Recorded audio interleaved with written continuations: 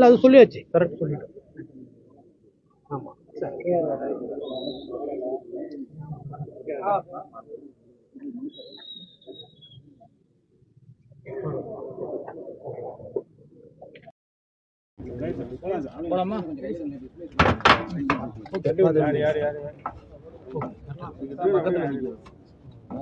பக்கத்துல நிக்கிறது வேணான்றீங்க. ஓகே போலாமா சார்?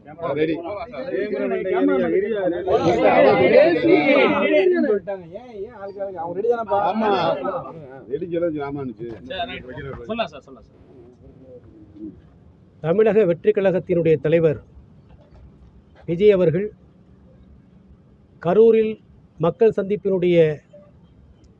மக்களை சந்திக்கிற நிகழ்ச்சியில் தமிழக காவல்துறையினர் குளறுபடியால் போக்குவரத்தை சரி செய்யாமல் போதுமான காவலர்களை பணிக்கு அமர்த்தாமல் இருந்த காரணத்தினால் அதை பயன்படுத்தி கொண்டு ஆளுகிற திமுக முன்னாள் அமைச்சர் செந்தில் பாலாஜி மற்றும் அவருடைய சகாக்களால் இந்த மிகப்பெரிய தமிழக வெற்றி கழக தலைவர் விஜய் அவர்களுக்கு தமிழக வெற்றி கழகத்திற்கு எதிராக மிகப்பெரிய சதிவலை பின்னப்பட்டிருக்கிறது என்பதை இந்த மனுவிலே கூறி உடனடியாக மாநில அரசாங்கத்தின் கீழ் இருக்கக்கூடிய தமிழக காவல்துறை இந்த மனுவை விசாரிக்கக்கூடாது, இதை Central Bureau of Investigation CBI தான் விசாரிக்க வேண்டும் என்று நாங்கள் மனுவை தாக்கல் செய்து இன்றைக்கு தாக்கல் செய்திருக்கிறோம். அதில் 2 விதமான உடனடியாக இடைக்கால நிவாரணம் கேட்டிருக்கிறோம். ஒன்று, அந்த சம்பவம் நடைபெற்ற இடத்திற்கு அருகில் உள்ள சிசிடிவி பதிவுகளை எப்படியாவது நீக்கி விடுவார்கள், அதை உடனடியாக கைப்பற்ற வேண்டும். அதே போல பாதிக்கப்பட்ட அந்த எங்கள் கட்சியினுடைய தொண்டர்கள் அவர்களுடைய குழந்தைகளை இறந்திருக்கக்கூடிய பெற்றோர்கள் அவருடைய உறவினர்களை சந்திப்பதற்கு தலைவர் விஜய் அவர்களுக்கு உரிய பாதுகாப்பு தர வேண்டும் என்று 2 கோரிக்கைகளின் அடிப்படையில் மொத்தம் 3 விதமான கோரிக்கைகளை வைத்து இன்றைக்கு நாங்கள் மனுவை தாக்கல் செய்ய இங்கே வந்தோம். வந்த நேரத்தில் நேற்று எங்களுக்கு இந்திய நீதிமன்றத்தினுடைய நீதியரசு அவர்கள் இன்றைக்கு மதியம் விசாரணைக்கு எடுத்துக்கொள்வதாக கூறியிருந்தார்கள். ஆனால் இதுவரை எங்களுக்கு எந்த ரிஜிஸ்ட்ரார் ஆஃப் ஜுடிஷியலுக்கு எந்த விதமான உத்தரவு வரவில்லை என்று சொல்லியிருக்கிறார்கள். அதனால் நாங்கள் காத்திருக்கிறோம். இன்று ஒருவேளை அது இந்த மனுவை விசாரிக்காமல் இருந்தால் நாளையோ அல்லது வெள்ளிக்கிழமையோ இந்த மனு விசாரணைக்கு வரும் என்று நாங்கள் நம்புகிறோம். சார், இப்போ பண்டிகை கால விடுமுறையில் இப்போ இருக்குது. இந்த அமர்வில் செவ்வாய்க்கிழமை தான் இந்த மனு தாக்கல் செய்ய முடியும், வெள்ளிக்கிழமை தான் வழக்கு விசாரணைக்கு வரும். ஆமாம். ஆனால் நீங்கள் நேற்றே இன்றைக்கி இந்த வழக்கு 2 காலுக்கு விசாரணைக்கு வருதுன்ற மாதிரி சொன்னீங்க. ஆமாம், நேற்று நாங்கள் நீதியரசருடைய இல்லத்துக்கு சென்று, அதாவது இந்த மதுவினுடைய பொறுப்பு நீதியரசருடைய இல்லத்திற்கு சென்று நாங்கள் உடனடியாக, ஏன்னா இதில் நிறைய சிசிடிவி பதிவுகள் இருக்குது, இந்த பதிவுகளையெல்லாம் நீக்குவதற்கான இந்த தடயங்களை அழிப்பதற்கான வேலைகள் நிறையா இருக்குது. ஏன்னா அந்த இடத்துல லத்தி சார்ஜ் செய்யப்பட்டிருக்கு, அந்த இடத்துல கரண்ட்டை கட் செய்திருக்கிறார்கள். இதுவரை தலைவர் விஜய் அவர்களுடைய இந்த நிகழ்ச்சியில் இதுவரை எங்கேயும் இந்த லத்தி சார்ஜ் செய்யப்படவில்லை. இவ்வளவு போலீஸார் கடைசி நிமிடத்திலே உள்ளே புகுந்து குழப்பத்தை ஏற்படுத்தியிருக்கிறார்கள். ஆகவே எங்களுக்கு விசாரணை செய்ய வேண்டும், மாநில அரசு இதை விசாரிக்கக்கூடாது என்று நேற்று நாங்கள் எங்களுடைய இயக்கத்தின் சார்பாக நீதியரசரிடத்திலே நாங்கள் முறையிட்டோம். அதை ஏற்றுக்கொண்ட நீதிபதி அவர்கள் இன்று காலையிலே நீங்கள் மனுவை தாக்கல் செய்யுங்கள், மதியம் நான் விசாரிக்கிறேன் என்று சொல்லியிருந்தார்கள். அதனுடைய அடிப்படையில் தான் வந்திருக்கிறோம். இதுவரை எங்களுக்கு உரிய உத்தரவு வரவில்லை என்று சொன்ன காரணத்தினால் நாங்கள் இங்கே காத்திருக்கிறோம். அதாவது இப்போ இதுவரையும் வாங்கலை, உள்ளே வச்சிருக்கிறாங்க. அவங்க ரிஜிஸ்டர் எங்களுக்கு உத்தரவு வந்த பிறகு நாங்கள் எடுத்து நம்பர் பண்ணுறோம்னு சொல்லியிருக்காங்க. அதான் சார், மெயிலாக அனுப்பிச்சிருக்கோம். இது மாதிரி நேற்று நாங்கள் எங்களுடைய நேற்று நாங்கள் ரெப்ரசன்ட் பண்ணி இன்றைக்கி நாங்கள் கேட்டிருந்தோம். இதுவரை எங்களுக்கு எந்த விதமான இது வரலன்னு சொல்லியிருக்காங்க. இப்போ அவங்க கேட்டுக்கிட்டு இருக்கிறாங்க. கேட்ட பிறகு மீண்டும் ஒரு வரை நான் சந்திச்சு சொல்கிறேன். நீங்கள் இப்போ மெயில் மட்டும் அனுப்பியிருக்கீங்க, அது டைரெக்டாக காப்பி கொடுக்கல சார்? பண்ணல, டைரெக்டாக எப்படின்னா, இப்போ ஆக்சுவலாக எல்லாமே ஒரே காப்பியாக தான் நாங்கள் ஃபைல் பண்ண போகிறோம். அது உடனடியாக அரசு வக்கீல்கள் அதை எடுத்துக்க போகிறாங்க. அதனால் எல்லாமே ரெடியாக இருக்குது, டைப் செட்டு எல்லாமே ரெடியாக இருக்குது. அந்த ஆவணங்களோடு நாங்கள் இங்கே காத்திருக்கிறோம். தமிழக வெற்றி கழகத்துல இந்த petitioner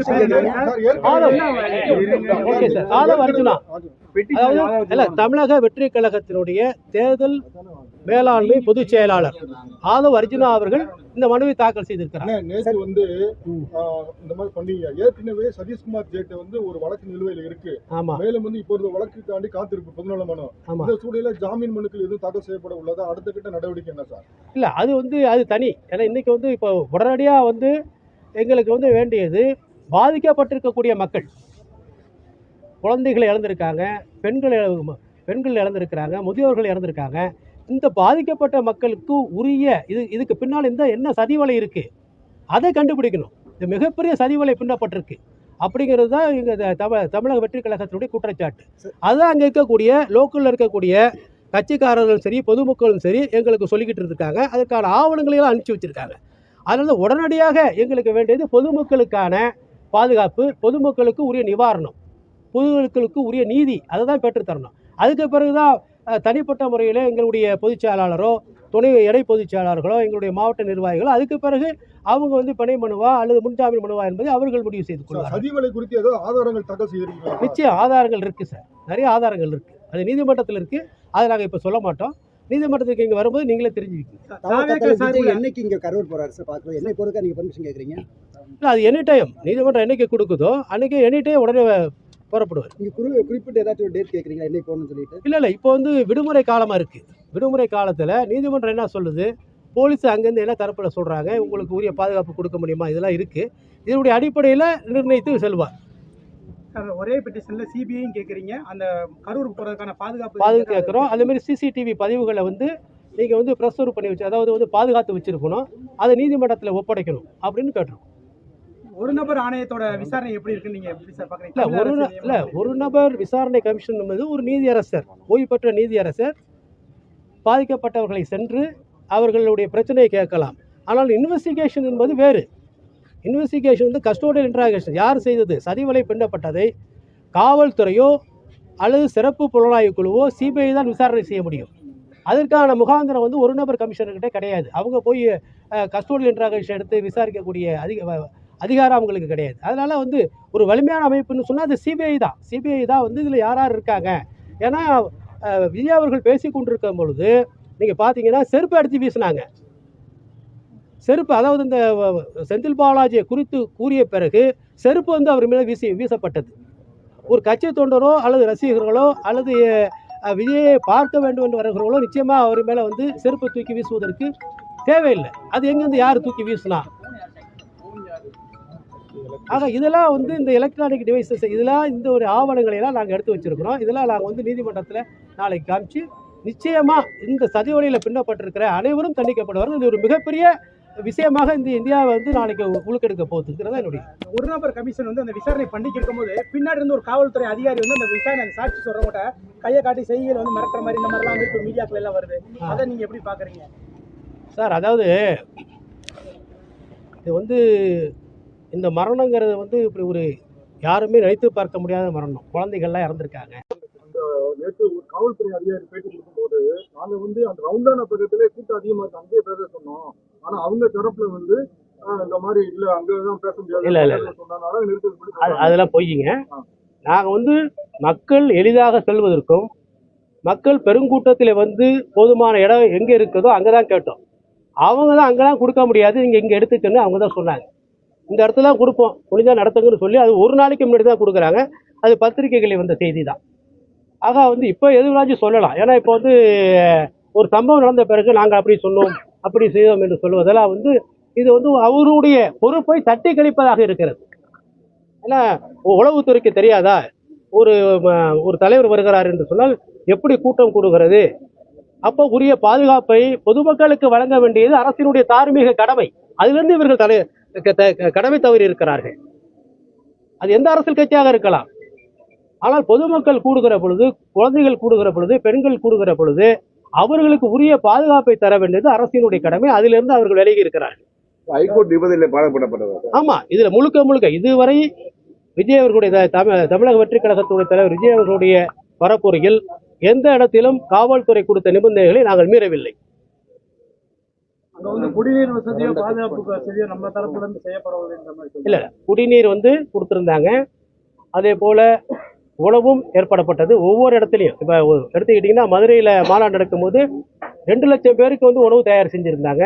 10 லட்சம் குடிநீர் பாட்டில்களை கொண்டு வந்திருந்தாங்க. அதனால் எங்கேயுமே கிடையாது. எல்லா இடத்துலையும் தமிழக வெற்றி கழகத்தினுடைய மாவட்ட நிர்வாகிகள் அந்தந்த பகுதியில் உள்ளவர்கள் அனைவரும் அந்த பொதுமக்களுக்கு தேவையான உணவு, குடிநீர் எல்லாவற்றையும் கொடுத்துருக்கிறோம். அதுதான் உண்மை. இப்போ மெயினா எஃப்ஐஆர் ஃபைல் பண்ணிருக்காங்க பாத்தீங்கன்னா வந்து மரத்துல இருந்து கீழே விழுந்ததுனாலதான் ஒரு 11 பேரோட உயிரிழப்புகள் ஏற்பட்டிருக்கு. அதனாலதான் இல்ல இல்ல இல்ல இல்ல இல்ல இல்ல அது தவறு. அதாவது லத்தி சார்ஜ் பண்ணும்போது அங்க ஒரு டிரைனேஜ் இல்ல எஃப்ஐஆர் ஃபைல் பண்ணி இப்போ அப்டேட் ஃபைல் பண்ணிருக்காங்க. 4 மணி நேரம் வந்து திட்டமிட்டு தாமதமாக வந்திருக்கிறதா வந்து சொல்றாங்க. அதுபோக வந்து அவர் ஆனந்த் அவர்களுடையும் நிர்மல்குமார் அவர்களுடையும் தொடர்ந்து வந்து வலியுறுத்தியும் வந்து எச்சரித்தும் கேட்கல இருக்குன்னு சொல்லி 11 பேரோட உயிரிழப்புக்கு இது முக்கியமான, குறிப்பா மரத்துல இருந்து கீழே விழுந்ததுனாலதான் அந்த இடத்துல ஒரு இல்ல சார், மரத்துல இருந்து கீழே விழுந்ததுன்னா ஏன் உடனடியா உடற்கூறாய்வு செஞ்சு இரவோடு இரவாக ஏன் நீங்க வந்து அவங்களுடைய கொடுக்குறீங்க? இன்கொஸ்ட் ரிப்போர்ட் நடத்துனீங்களா? மரத்துலேருந்து விழுந்ததுக்கும் குழியில் விழுந்ததுக்கும், இந்த லத்தி சார்ஜ் மூலியமா குழியில் விழுந்ததுக்கும் நிறைய வித்தியாசம் இருக்கு. இதெல்லாம் வந்து இதுவரையும் உடல் அந்த அந்த சீராய்வு இது வந்து எங்களுக்கு இன்னும் வரவில்லை. இதெல்லாம் வந்த பிறகு நாங்கள் அடுத்த கட்டத்துக்காக முழுவோம். ஆகவே ஏன் வந்து உடனடியாக, ஏன்னா இரவு வந்து எப்போதுமே வந்து அடாப்சி செய்ய மாட்டாங்க, போஸ்ட்மார்ட்டம் செய்ய மாட்டாங்க. அந்த வழக்கில் இரவோடு இரவாக 39 பேருக்கு செஞ்சுருக்காங்க. இதுக்கு என்ன காரணம்? அதுக்கு போதுமான மருத்துவர்கள் எங்கேருந்து அவங்க இறக்குமதி செய்யப்பட்டாங்க? அந்த உடற்கூறாய்வு செய்வதற்கான அனுபவமும் அவர்களுக்கு அந்த படிப்பும் இருக்கிறதா? இதெல்லாம் ஒரு முக்கியமான கேள்வி. இதெல்லாம் வந்து எங்களுடைய மனுவில் நாங்கள் சொல்லியிருக்கோம். உங்களுடைய புகார்ல இந்த இறந்து போன 41 பேருமே வந்து இந்த நிகழ்ச்சிக்கு வந்துதான் இறந்து போனதான சாத்தியக்கூறுகள் எதுவும் அதுல எதுவும் மிஸ்மேட்ச் இருக்கான்றது செக் பண்ணிருக்கீங்களா சார்? அவங்க வந்து உங்களுக்கு இன்கொஸ்ட் ரிப்போர்ட்டே சொல்லவே சார், எந்த உறவினர்களை வந்து அவங்களை அடையாளம் காமிச்சாங்க, இது இன்னாரு எங்களுடைய உறவினர்னு எங்க இன்கொஸ்ட் ரிப்போர்ட் எப்போ நடத்துனீங்க? இரவோடு இரவா வந்து நீங்க போஸ்ட்மார்ட்டம் பண்ணிட்டு காலையே கொடுத்துட்டீங்களே. அப்போ எதுக்காக இறந்து போனாங்க? அவங்க உண்மையான இத்தனை பேர் இறந்து போனாங்களா, அல்லது ஏற்கனவே மருத்துவமனைகளில் இறந்தவங்களையும் இதில் ஒரு கணக்கு காண்பித்தீர்களா? இதில் நிறைய விஷயங்கள் இருக்கு. இந்த சந்தேகங்களை எல்லாம் ஆதவ் அர்ஜுனா அவர்கள் தன்னுடைய மனுவிலே இன்னைக்கு ஏற்படுத்தி சொல்லியுள்ளார். அவைகளுக்கெல்லாம் உரிய பதில் கிடைக்கும் என்று நாங்கள் சொல்லிட்டோம். Thank you sir. இது எஃப்ஐஆர் அமைச்சு